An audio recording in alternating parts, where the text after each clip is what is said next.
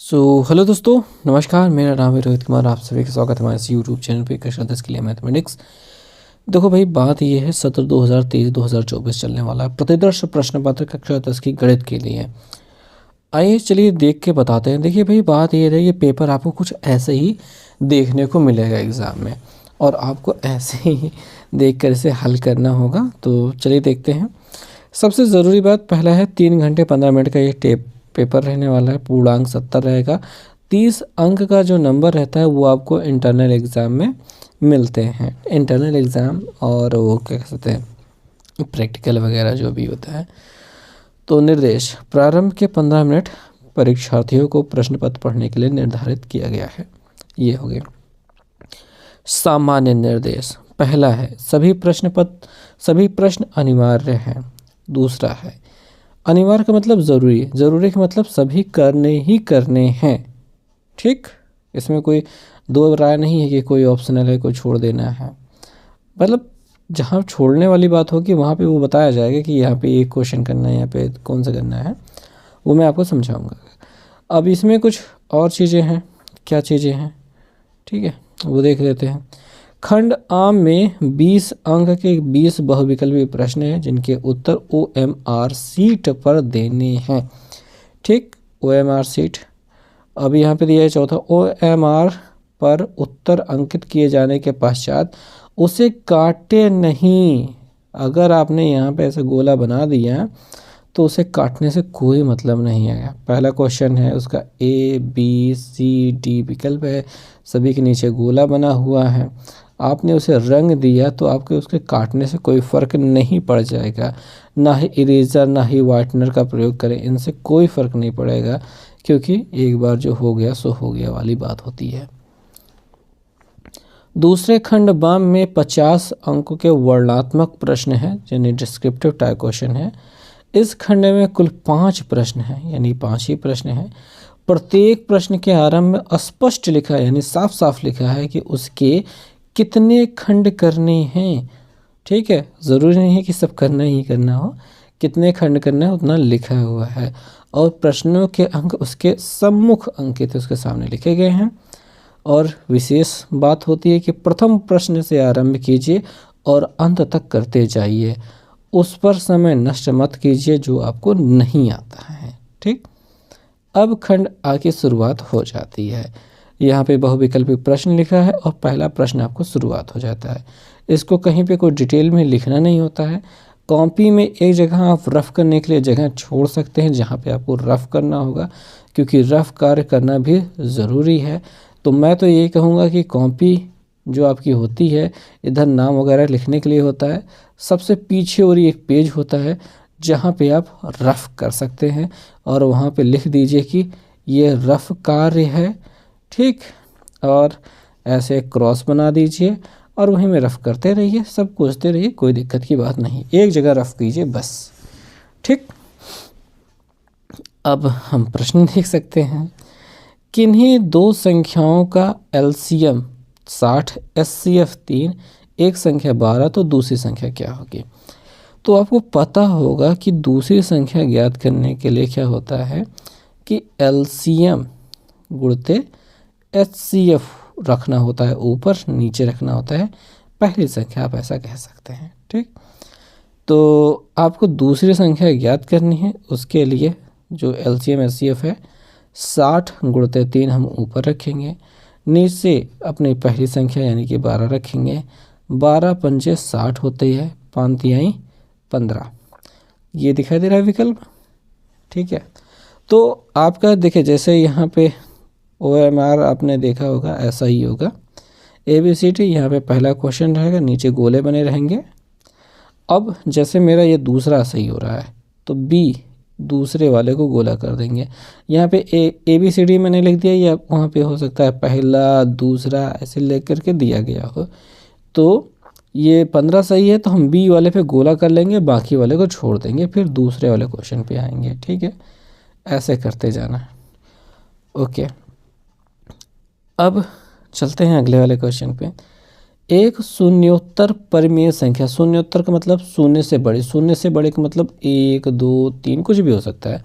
शून्योत्तर परिमेय संख्या, परिमेय संख्या मतलब यही सारी संख्याएं और बटे वाली संख्याएं भी, और एक अपरिमेय संख्या यानी कि कोई भी अपरिमेय संख्या एक बटे मतलब √2 ले सकते हो का गुणनफल। देखिए जब भी कोई परिमेय और अपरिमेय का जो भी गुणनफल होता है वो सदैव अपरिमेय होता है, एकदम गांठ बांध के रख लो।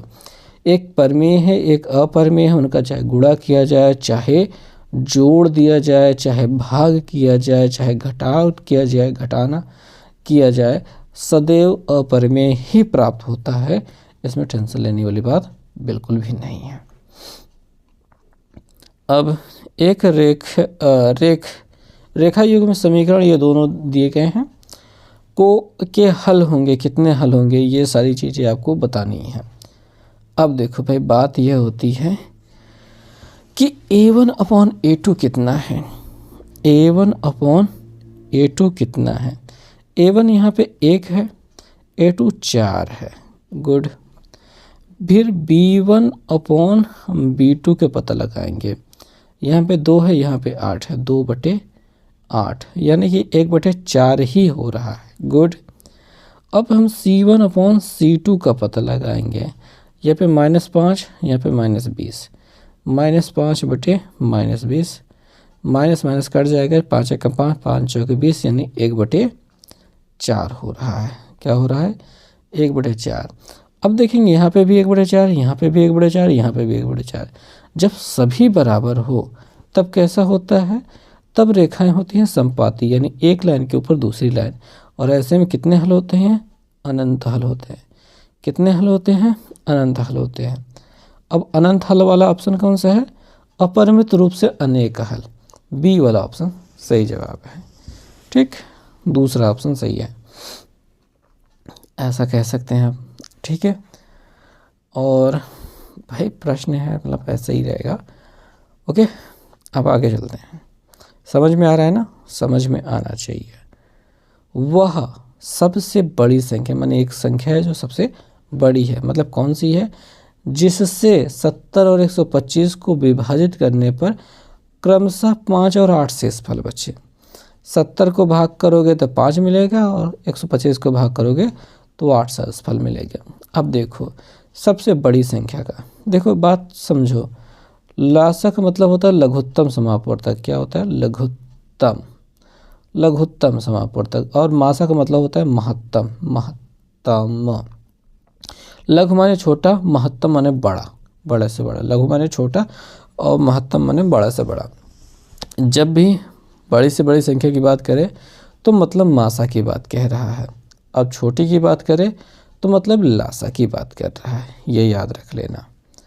अब 70 में 5 शेषफल बचाना है ना, तो घटा दो। 70 में 5 गया कितना? 65, और 125 में 8 घटा दो। 15 में 8 गया ना, 8 7 15, 7 बच जाएगा और 117। इन दोनों का हमने क्या कहा? बड़ी संख्या मतलब मासा। देखिए 13 × 5 = 65 होता है। क्या होता है? 13 × 5 = 65, और 13 से 1 कट जाएगा, 13 × 9 = 117 होता है। 13 × 9 = 117 होता है। इन दोनों में 13 13 कॉमन है, तो 13 13 13 सुरूर हो जाएगा। ठीक है, तो पहला विकल्प आपका सही हो जाएगा। अगला वाला क्वेश्चन अपन देख लेते हैं। ठीक है, अगला वाला क्वेश्चन देखेंगे हम। 3 के प्रथम 5 गुणजों का योग। 3 के जो हैं प्रथम 5 गुणज। देखो पहले गुणज का मतलब होता है पहाड़ा, तो पहला हो गया 3, 3 दूनी 6, 3 तिरिका 9, 3 चौक 12, 3 पछे 15। 5 गुणज कह रहे हैं तो ये 5 हो गए। अब इनको जोड़ डालो, बस उत्तर हो जाएगा। ठीक, देखो 6 3 9 होता है, 9 9 होता है 18। 18 में 2 जोड़ दो 20 हो जाएगा, 20 और ये 10 30 हो जाएगा, 30 और ये 10 जोड़ने पर 40 हो जाएगा, 40 और 5 45, 45। मतलब सही से जोड़ लेना, मैंने तो अपने हिसाब से जोड़ दिया, आप अपने हिसाब से जोड़ लेना। ठीक, अपने हिसाब से जोड़ लोगे तो काम बन जाएगा। तो 45 हो गया। अब आप कहोगे कि क्या इसको ऐसे ही कर सकते हैं, कोई और तरीका? देखो इसको प्रश्न हल करने के कई तरीके होते हैं, पर अगर आप आसान रखना चाहते हो तो बस यही कर लेना, काम हो जाएगा। बाकी तरीके तो बहुत हैं, क्या क्या ना तरीका लगाया जा सकता है। बहुत लगाया जा सकता है। द्विघात समीकरण ये दिया गया है, इसके बारे में कथन पर विचार कीजिए। दिए गए समीकरण का विविधकर शून्य से कम है। अब ये शून्य से कम है कि ज़्यादा है वो तो हम विविधकर निकालने के बाद याद कर सकते हैं।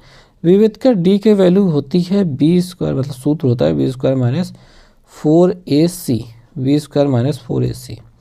तो बी कौन है? ये -4 है। -4 का वर्ग कितना होता है? प्लस में 16 होता है। क्या होता है? देखो भैया, प्लस में हम 16 लिख देते हैं। -4 का वर्ग -4 गुणते ये वाला 2, ये गुणा तो फिर 2 गुणते c मतलब 3 हो गया। तो ये 16 हो गया, ये 4 दूनी 8, 8 त्रिक 24। ठीक, तो 24 में मतलब 16 में 24 घटाना तो हो नहीं पाएगा, उल्टा घटाना करना पड़ेगा। 14 में 6 गेन 8 से 14 होता है, 8 बच जाएगा, एक में से 24 बड़ा है, माइनस है तो -8 मिला है। तो दिए गए समीकरण का विविधकर शून्य से कम है। यार ये बात तो सही निकली है, पहली वाली बात तो सही निकली है। तो क्या सभी बातें सही हैं? तो फिर थोड़ा सा कुछ और भी चेक करना है। समीकरण का कोई मूल वास्तविक नहीं है। बिल्कुल ये भी बात सही है कि मूल वास्तविक तो है नहीं, क्योंकि जब ऐसे शून्य से माइनस में अगर डी की वैल्यू मिल जाती है तो मूल तुरंत काल्पनिक हो जाते हैं। तुरंत मतलब काल्पनिक होती ही है, उसमें तुरंत होने की क्या बात है, काल्पनिक होते हैं। सी वाला कह रहे हैं समीकरण का विविधकर शून्य, नहीं ये तो बात गलत है। समीकरण के मूल वास्तविक है, यह भी बात गलत है। यानी पहले दोनों बातें सही हैं। अब पहले दोनों बातें सही हैं तो यहाँ पे कह रहे हैं कि निम्नलिखित में से सही उत्तर का चयन कीजिए। यानी ये विकल्प नहीं है, विकल्प तो नीचे खुल रहे हैं। तो हमने कहा था कि पहले दोनों बातें सही हैं, यानी ए और बी सही है। आप इस पहले वाले ऑप्शन पे सही का निशान आप लगाएंगे। ठीक, माने अपन लोग सही चल रहे हैं। चलो फिर आगे भी चल लेते हैं। आगे कह रहे हैं कि AOBC एक आयत है जिसके 3 शीर्ष आपको पता है। इसका विकर्ण है, इसका विकर्ण है, मतलब विकर्ण की लंबाई पूछ रहे हैं। अब देखो भैया, विकर्ण इसमें कौन कौन सा हो सकता है, इसको देख के आप बता सकते हो। ठीक, विकर्ण देखो कौन कौन से हो सकते हैं। जैसे A से B की लंबाई विकर्ण हो सकती है, O से C की लंबाई विकर्ण हो सकती है। इतना याद रखना, ऐसे ही बात को समझना। विकर्ण का मतलब एक अल्टरनेट छोड़ करके A से B की लंबाई जो होगी वो विकर्ण होगी, O से C की लंबाई विकर्ण होगी। आप कैसे कह सकते हैं ऐसा? क्योंकि यही जो सीक्वेंस दिया है इसी हिसाब से हमें बिंदुओं को रखना होता है। ये नहीं होता है कि अपने मन से कुछ भी रख लो। अगर ये AOBC लिखा है तो ये A, यहाँ पे O, यहाँ पे B, यहाँ पे C ऐसा होगा। तो AB विकर्ण होगा और OC विकर्ण होगा।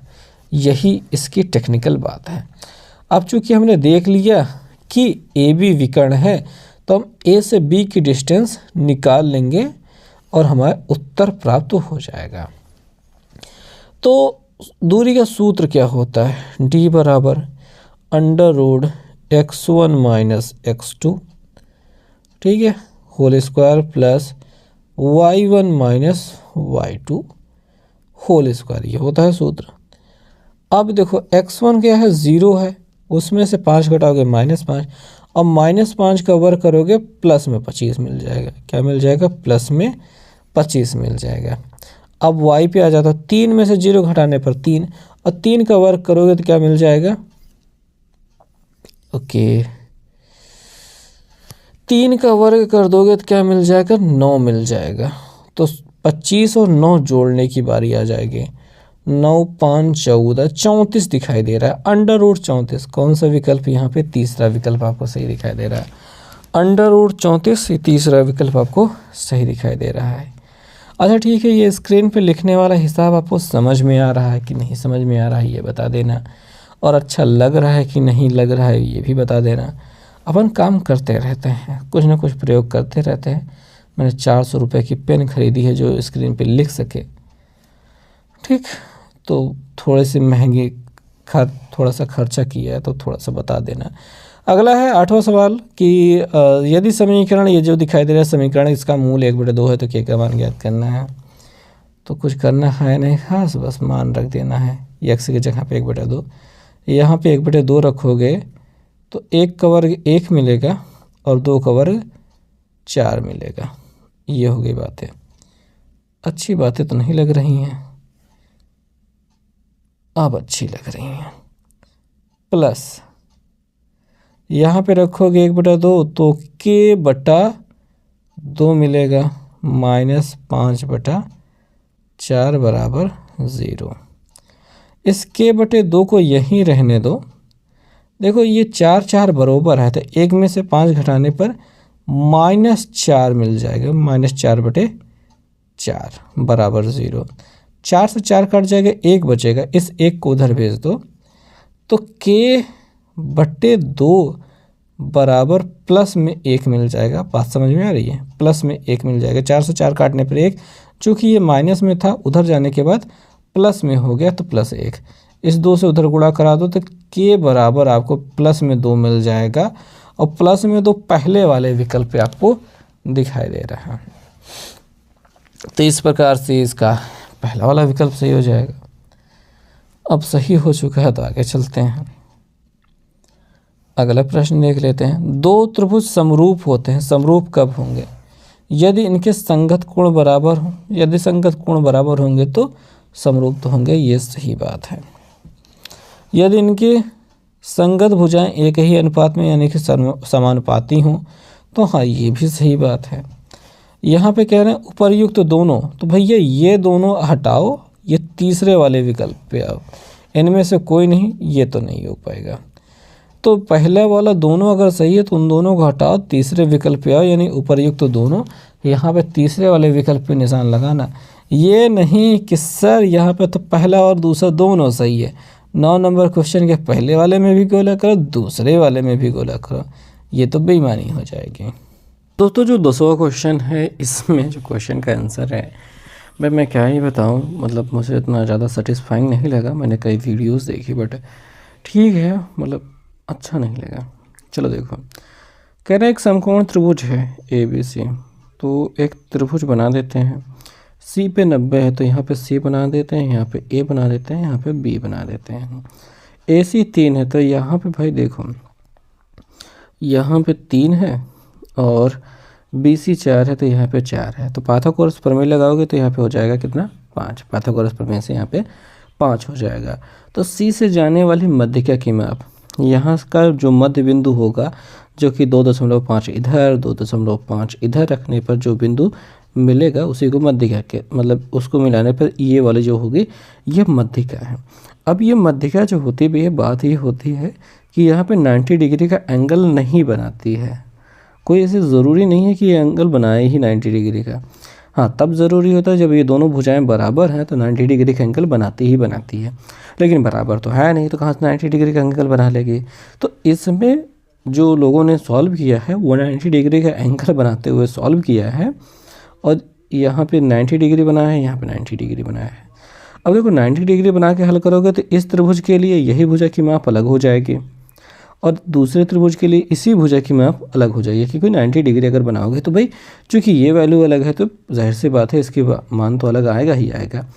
बट लोगों ने पता नहीं कैसे सॉल्व कर दिया है कि यहाँ पे ये 3 यही तो लाया है, 3.5 सेंटीमीटर लाया है।